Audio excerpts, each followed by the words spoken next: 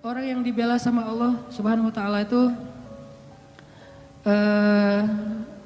Aisyah, istri Nabi SAW, yang dijuluki dengan dua panggilan Aisyah. Yang satu panggilannya Humaira. Apa arti Humaira? Kalau lagi malu wajahnya merah. Pernah ngeliat cewek wajahnya merah? Pakai gitu ya. Kalau Aisyah itu bukan karena dia make upan, memang wajahnya merah kalau lagi malu. Kalau Nabi muji-muji Aisyah, malu merah. Malu pakai ngomong. Itu mah saya. Aisyah Humaira, wajahnya kemerah-merahan. Saking putihnya Aisyah, Abu Bakar itu kan orangnya putih, makanya anaknya juga kenapa dipanggil Abu Bakar? Padahal bukan nama aslinya, itu Aka lah ya, S non S gitu. Aka Abu Bakar. Kenapa dipanggil Abu Bakar? Abu Bakar itu artinya bapak yang punya anak perawan yang cantik-cantik. Aisyah, Asma, itu cantik-cantik semua tuh. Makanya bapaknya dipanggil Abu Bakar. Kita kalau punya, kita yang belum nikah, yang udah nikah, kalau punya anak cewek 2 orang, maka dia bisa dipanggil Abu Bakar.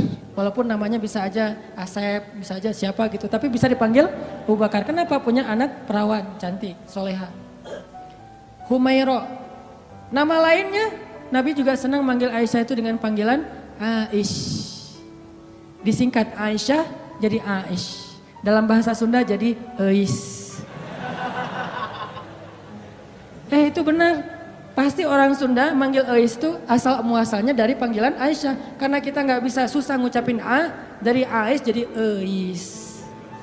Berarti orang Sunda juga ada hubungannya dengan para ulama. Eis. Jadi yang manggil istrinya walaupun nama istrinya mungkin siapa gitu ya, manggil aja Eis. Kok Eis sih? Aisyah gitu, Aish. Panggilan sayang Nabi nih. Saking cantiknya Aisyah, banyak yang sebetulnya baper ketika Nabi nikah sama Aisyah. Patah hati cowok-cowok Madinah. Wah, apaan sih Nabi nikah sama Aisyah? Rame aja tuh. Ketika Nabi nikah sama Aisyah. Suatu hari Nabi itu lagi jalan, lagi touring gitu sama sahabat-sahabat. Bahasa dulu mah berangkat berjihad ya, cuman sebutlah touring. Karena Nabi sambil berjihad juga, sambil touring, sambil main. Nah Nabi itu kan kalau berangkat touring bawa istri ya. Jadi kalau yang berangkat touring gak bawa istri kurang ikut sunnah menurut saya. Touring memotoran bawa istri. Tadi jangan bawa jas hujan. Biar kalau hujan mah, gak pakai baju. Nah Nabi lagi touring nih dengan para sahabat sekitar 1000 motor lah ya, bermerek onta. Jalan touring sama para sahabat, di tengah jalan mampir di rest area. Kan panjang nih perjalanannya, ada rest area. Ini kayaknya rest areanya bagus, masjidnya gede gitu ya. Ada KFC segala macam lah, bisa makan di situ. Ada tempat ngopi. Mampir tuh di rest area. Pas lagi mampir di rest area, Aisyah kan dia naik kendaraan yang tertutup. Onta di atasnya ada kayak tandu gitu ditutup, khusus buat cewek biar gak kepanasan. Kalau yang cowoknya naik onta yang terbuka. Kalau bahasa kita sekarang tuh mobil lah ya. Aisyah naik mobil, suaminya naik motor. Yang nyetir siapa ya? Dan cara nih ada gimmick dikit tapi penting ya. Bekal buat teman-teman nanti kalau udah nikah.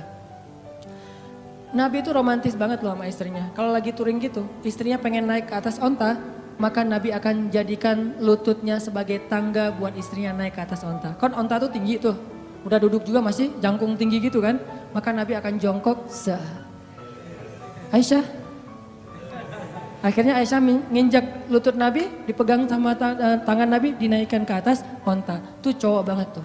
Makanya kalau kita pengen naikin istri kita ke atas motor, walaupun motornya bebek ya, gak masalah lah. Motor bebek, udah diceperin lagi tuh, rendah gitu ya.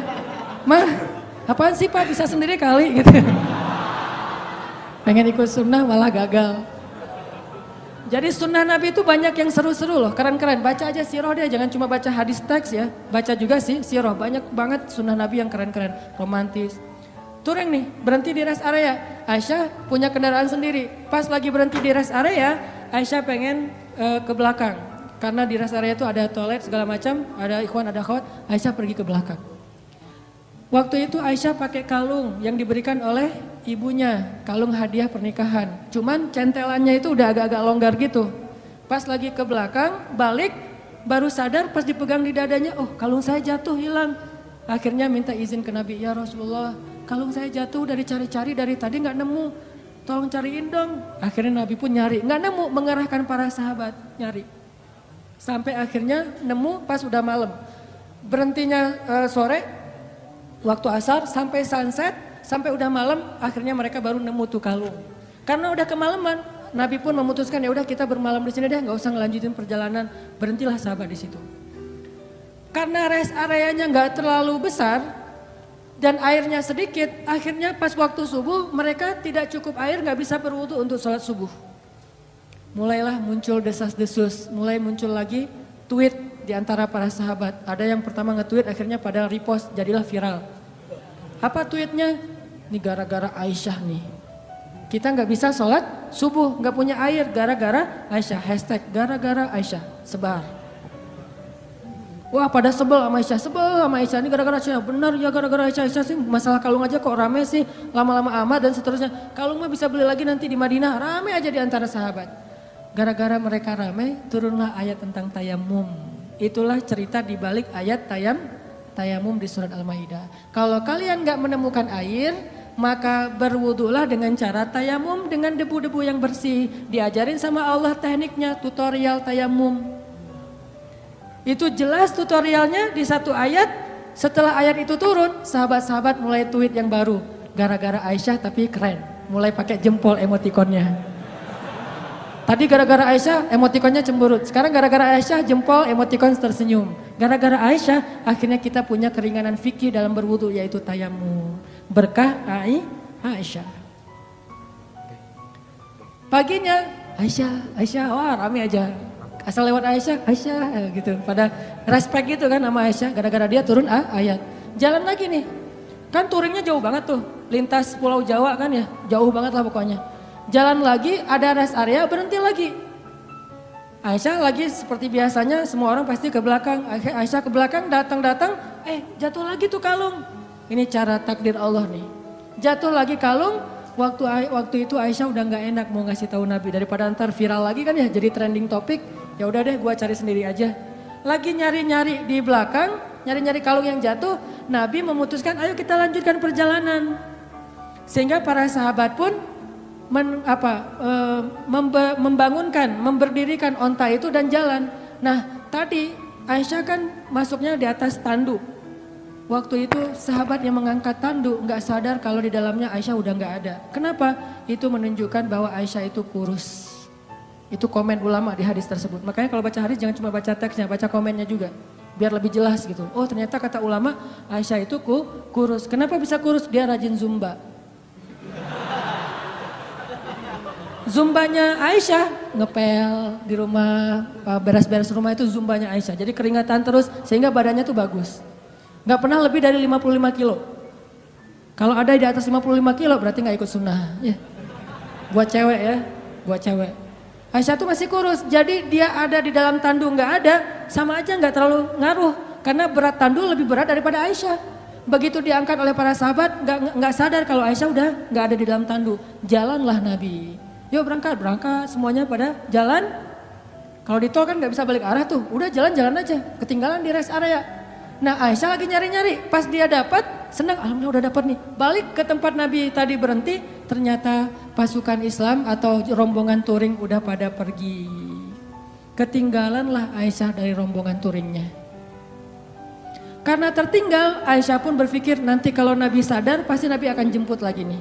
Ya udah saya tunggu aja. Sambil nunggu Aisyah pun duduk di sebuah batu bersandar. Karena nunggunya lama bersandar di batu, lama-lama ketiduran. Tertidur di sebuah batu gitu. Nabi kalau ngelakuin touring biasanya menempatkan seorang sahabat sebagai penyisir jalan di belakang. Takutnya ada barang yang ketinggalan, orang ketinggalan kayak gitu. Namanya Sofwan bin Mu'attal. Sofwan ini jomblo terkeren di Madinah. Anak Madinah yang keren, masih jomblo pula. Dan biasanya cewek-cewek kalau Sofwan lewat, Sofwan gitu. Sofwan tuh terkenal lah, paling keren. Kalau di Mekah yang keren kayak Sofwan itu Mus'ab bin Umair. Yang parfumnya nggak ada duanya di Mekah, cuma ada satu. Sehingga kalau Mus'ab lewat di sebuah gang, cewek-cewek langsung sadar, Mus'ab baru lewat loh, kenapa? Gua cium harumnya parfum Mus'ab. Kalau Mus'ab nyuci pakaiannya, Maka orang berlomba-lomba pengen ngambil pakaian itu untuk cuci bareng dengan pakaian dia supaya parfumnya pindah. Saking kerennya parfum. Memang parfum gimana? Harga 100 milinya, 100 mili itu yang kecil 20 juta. Karena saya pernah pas lagi umroh nyari-nyari parfum kayak gitu tuh di Bin Daud, di Hilton, di depan Masjidil Haram. Pas saya masuk ditanya sama yang penjaganya, dari mana? Indonesia. Udah gak usah masuk deh. Kenapa? Indonesia bakhil katanya.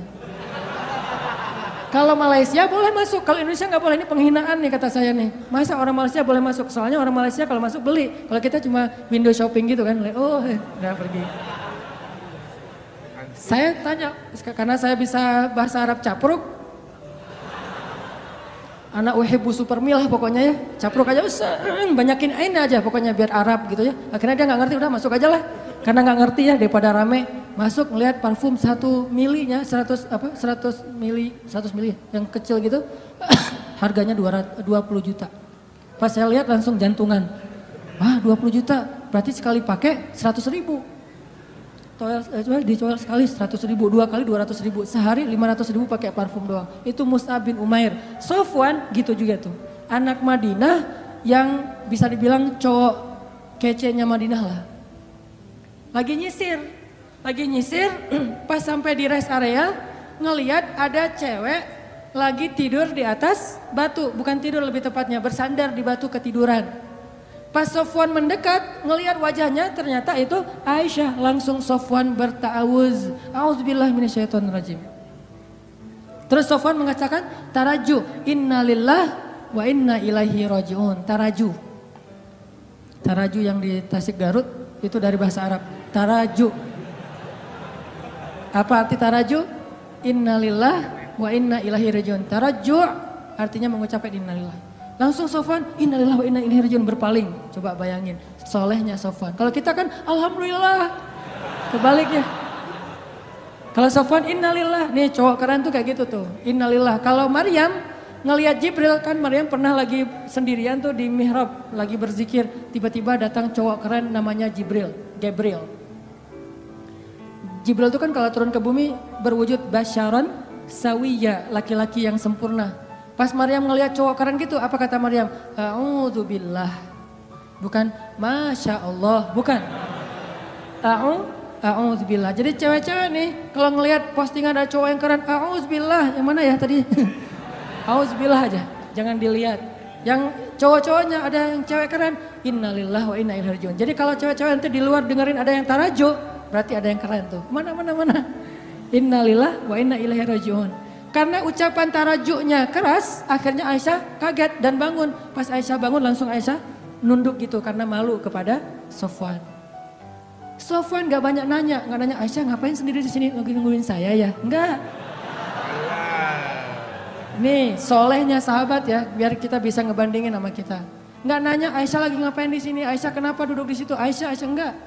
Begitu udah selesai taraju, Aisyah bangun, Sofwan langsung mengambil ontanya, didudukkan di dekat Aisyah, terus Sofwan menjauh dan membelakangi. Untuk apa? Biar Aisyah naik ke atas onta dan Sofwan gak ngelihat gimana cara si cewek itu naik. Kalau udah nikah romantis banget, kalau belum nikah terjaga banget. Tuh benar-benar orang-orang yang luar biasa. Belum nikah dia menjauh, gua gak pengen lihat gimana cara Aisyah naik di atas motor, kan naiknya cewek di atas motor apalagi boncengan pas pulang sekolah kan agak sesuatu ya. Bahaya kan? Nah Sofwan gak mau ngelihat itu, cara cewek naik, walaupun Aisyah itu sangat terjaga auratnya, tapi masih Sofwan menjaga hatinya, gak mau lihat ngelihat ke sana, tapi di sebelah sana ada cermin jadi bisa tembus ke belakang. Gak ngelihat. Kalau di mall kan suka gitu ya, buang muka gitu ke arah cermin, biasa bisa ngelihat dari sebelah sana. Bukan pengalaman ya. Pernah. Nah, akhirnya Sofwan menjauh, membelakangi Aisyah. Dalam durasi kira-kira si cewek ini udah selesai naik ke atas unta. Begitu udah selesai, Sofwan datang ngambil tali kekang unta dan ditarik. Untanya berdiri jalan. Sofwan jalan kaki di depan, Aisyah naik di atas unta. Itu cara paling bagus boncengan. Jadi jangan dibonceng gitu. Apalagi ini ojek-ojek online ya. Kalau yang ordernya cewek, naik. Kita mah gak usah naik ke atas motor, di samping aja dorongin motor. Kenapa Mang kok gitu caranya? Sofwan. Sofwan itu siapa? Nggak pernah ikut talim ya. Makin sombong ya, makin ria. Sofwan narik tuh tali kekang onta, Aisyah di belakang. Nggak pernah sekalipun Sofwan menoleh ke belakang. Aisyah butuh sesuatu? Enggak. Atau mungkin bisa miss call kalau ada apa-apa. Ini nomor saya, modus. Nggak ada sama sekali. Aisyah nggak diajak ngobrol, Aisyah kenapa tinggal sendiri dan segala macam. Enggak sama sekali, diam sepanjang perjalanan sampai di Madinah. Nabi sampai di Madinah nggak sadar kalau Aisyahnya ketinggalan karena Nabi nggak langsung pulang. Biasanya nyambut tamu dulu, ada urusan negara lah.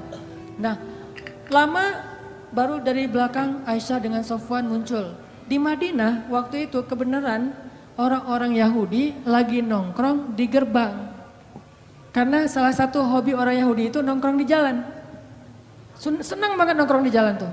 Nongkrong gitu-gitu ya di jalan. Nah pas lagi orang Yahudi nongkrong di jalan, tiba-tiba dari kejauhan datanglah Aisyah dengan Sofwan berdua. Tapi satu di atas onta, satu lagi narik tali kekang onta. Orang Yahudi tadi lagi nongkrong nih, lagi ngobrol. Datanglah Aisyah sama Sofwan, begitu mereka ngelihat Sofwan dan Aisyah langsung sepi. Diam semua orang Yahudi, diam aja. Diam, tuh ada yang lewat. Diam, pas sudah lewat, gue bener ngelihatnya tadi nggak bermimpi nih. Enggak, gue juga ngeliat yang sama. Bener kan Aisyah, bener. Mulai gosip muncul. Judulnya masih aman nih, Aisyah dan Sofwan pulang berdua. Judul standar lah ya, mainstream. Judulnya Aisyah dan Sofwan pulang berdua, bener nggak? Bener, tapi orang persepsinya apa? Selingkuh kan? Ada affair nih antara Aisyah dengan Sofwan. Judulnya nggak bisa dihujat. Saya tuntut kamu pencemaran nama baik, nggak bisa. Orang judulnya bener. Aisyah dan Sofwan pulang berdua. Atau nanti dikembangin lagi. Aisyah dan Sofwan ada apa? Tanda tanya. Bisa aja kayak gitu. Ada apa dengan AADA gitu. Ada apa dengan Aisyah. Nah gara-gara orang Yahudi nyebarin tweet, hashtag, postingan kayak gini, mulai viral di antara kaum muslimin. Ada apa dengan Aisyah? Aisyah selingkuh, Aisyah dan Sofwan ada sesuatu. Ramelah fitnah di antara kaum muslimin tentang Sofwan dan Aisyah. Sampai akhirnya fitnah ini terdengar kepada Rasul. Nabi juga sempat hampir ragu sama Aisyah. Saking semua orang ngebicarain itu. Lo udah dengar berita belum? Apa? Aisyah sama Sofwan ternyata kemarin pulang berdua ada sesuatu tuh. Oh gitu? Kan suka gurih ya omongan-omongan kayak gini nih. Bisa ditambah-tambahin, pecinnya ditambahin, jadilah pecinnya banyak. Makin banyak pecin, makin sedap. Makin susah untuk berhenti kan? Nah gitulah gosip. Akhirnya viral, jadi trending topik di Madinah, Aisyah dan Sofwan ada affair.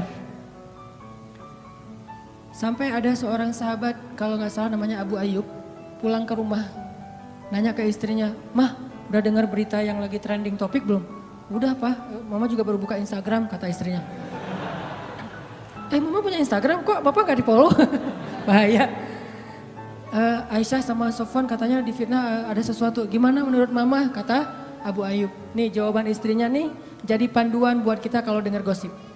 Apa kata istrinya? Ya Abu Ayyub, gimana pendapat engkau jika ada yang mengatakan engkau selingkuh dengan seorang perempuan? Kata Abu Ayyub, ya gak mungkin lah. Papa mau selingkuh kan udah cukup dengan Mama. Mama kan segalanya buat Papa, udah gak ada lagi, gak akan terbuka lagi lah hati Papa buat cewek yang lain mah. Udah gitu-gitu. Benar Pak, benar. Sesungguhnya Sofwan itu lebih soleh daripada Papa. Kalau Papa gak mungkin selingkuh, maka Sofwan juga gak mungkin. Oh gitu, ya deh. Ditanya lagi sama istri Abu Ayyub, Pak, ya Abu Ayyub, gimana menurut engkau jika ada yang mengatakan Mama selingkuh? Kata Abu Ayyub, nauzubillah gak mungkin. Papa percaya banget sama Mama. Mama tuh kan cewek yang paling setia, yang menjaga diri dan segala macam. Kata istrinya, sesungguhnya Aisyah lebih soleha daripada Mama. Kalau Mama aja gak mungkin selingkuh, apalagi Aisyah. Coba, gampang kan menyelesaikan masalah kayak gini? Ada isu, sesungguhnya dia lebih soleh daripada kita. Kalau kita aja gak mungkin, pasti dia lebih gak mungkin lagi. Gitu caranya, husnuzon. Tapi di luar, berita itu tetap berkembang. Sampai akhirnya Nabi datang ke rumah Aisyah. Bertanya kepada Aisyah, ya Aisyah, pasti kamu sudah mendengar berita tentang ini. Gimana menurut kamu wahai Aisyah? Kata Aisyah, kalau saya bilang berita itu bohong, mungkin Nabi gak percaya sama saya. Padahal itu bohong. Kalau saya bilang itu benar, Tapi Allah Maha tahu bahwa itu tidak benar. Maka saya tidak akan membela diri. Wallahul musta'an. Saya akan curhat hanya kepada Allah saja. Allah yang Maha menolong. Masuk ke kamar. Aisyah kecewa gitu sama Nabi. Karena Nabi dianggap nggak ngebelain Aisyah. Nabi juga bingung, benar nggak, emang kayak gitu. Saking parahnya berita ini. Nabi juga bingung nih, hampir aja Nabi menceraikan Aisyah. Saking luar biasanya fitnah. Nggak lama kemudian Nabi dalam keadaan sedang sedih, rasa perasaannya tuh lagi kacau banget. Turun surat An-Nur, ngebelain Aisyah. Sesungguhnya orang-orang yang menyebarkan berita bohong itu adalah bagian dari umat Islam sendiri. Ternyata yang menyebarkan itu bukan orang Yahudi. Orang Yahudi cuma munculin tweet pertama orang Yahudi, tapi yang bikin dia viral orang Islam. Mungkin postingan pertama bukan dari orang Islam, dari luar. Sengaja pengen bikin masalah. Yang bikin itu jadi fitnah, kita sendiri nge-repost sembarangan. Mungkin gak ada masalah sebetulnya, kita aja yang membentur-benturkan. Sesungguhnya yang membawa berita bohong itu adalah orang Islam sendiri. Maka katakan kepada mereka, jika kalian tidak bertobat sesungguhnya itu zalim yang paling besar. Janganlah kalian meringankan ucapan kalian, meremehkan, sesungguhnya di sisi Allah itu dosa besar, dan seterusnya. Satu halaman penuh ayat turun untuk ngebelain Aisyah. Bayangin, satu halaman di surat An-Nur. Khusus tentang Aisyah. Akhirnya Nabi pas dapat ayat ini, ngumpulin para sahabat, ayo ngumpul. Nabi pun membacakan ayat itu, para sahabat bertakbir, Allahu Akbar. Ternyata sudah turun tabayyun dari langit, bukan dari bumi. Klarifikasinya yang membersihkan nama baik Aisyah dan Sofwan, Allah Subhanahu wa taala, langsung dari Allah. Sehingga akhirnya Nabi pun datang ke rumah Aisyah, nyari, ya Abu Bakar, sudah turun ayat. Mana Aisyah?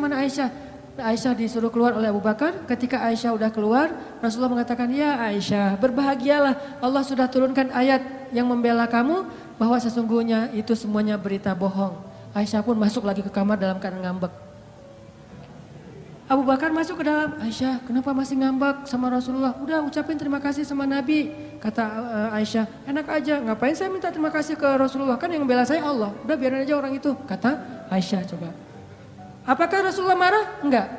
Kata Abu Bakar, ya Rasulullah, Aisyah lagi ngambek, gak mau ketemu. Ya udah gak apa-apa, memang Aisyah pantas untuk melakukannya. Nabi pun pergi. Biarkan Aisyah menyelesaikan, merecovery dulu perasaannya. Selang beberapa hari Nabi datang lagi, udah normal lagi. Orang dibela sama Allah sampai turun ayat satu halaman.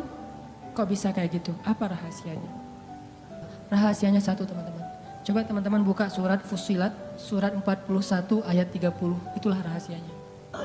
Surat Fussilat, surat 41 ayat 30. Nih. Kita baca ya dikit lagi. Surat Fussilat surat 41 ayat 30. Bismillahirrahmanirrahim. Mangga.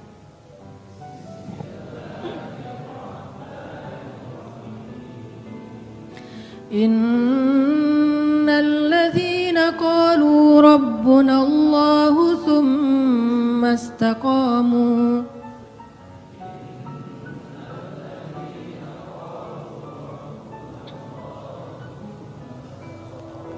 تتنزل عليهم الملائكة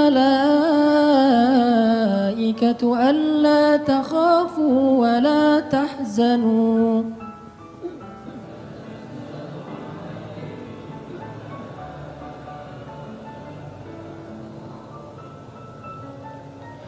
وأبشروا بالجنة التي كنتم توعدون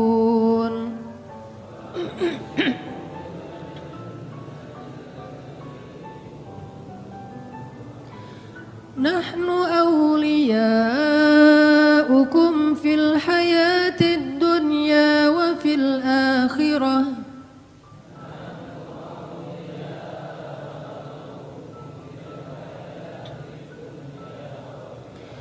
ولكم فيها ما تشتهي أنفسكم ولكم فيها ما تدعون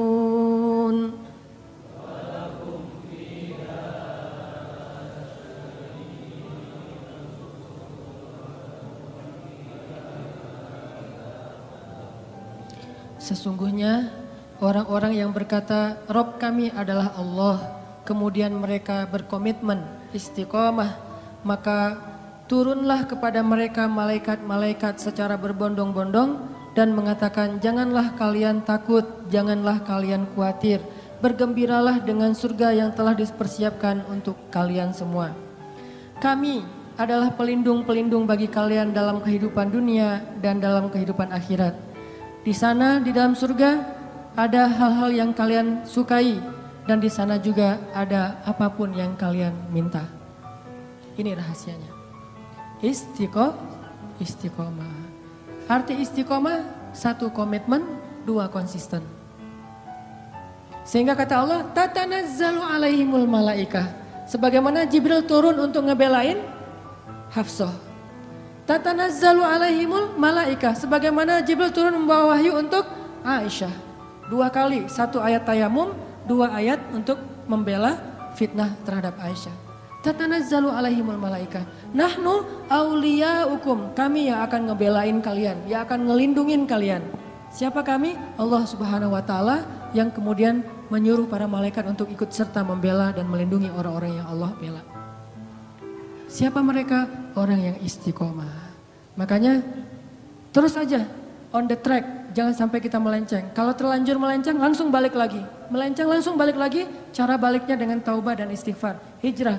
Kalau kita istiqomah, nanti suatu saat setelah istiqomah kita diakui oleh Allah, disahkan, Allah udah ridho, oh ternyata benar kamu istiqomah, maka Allah Subhanahu wa taala yang akan membela kita, bukan manusia.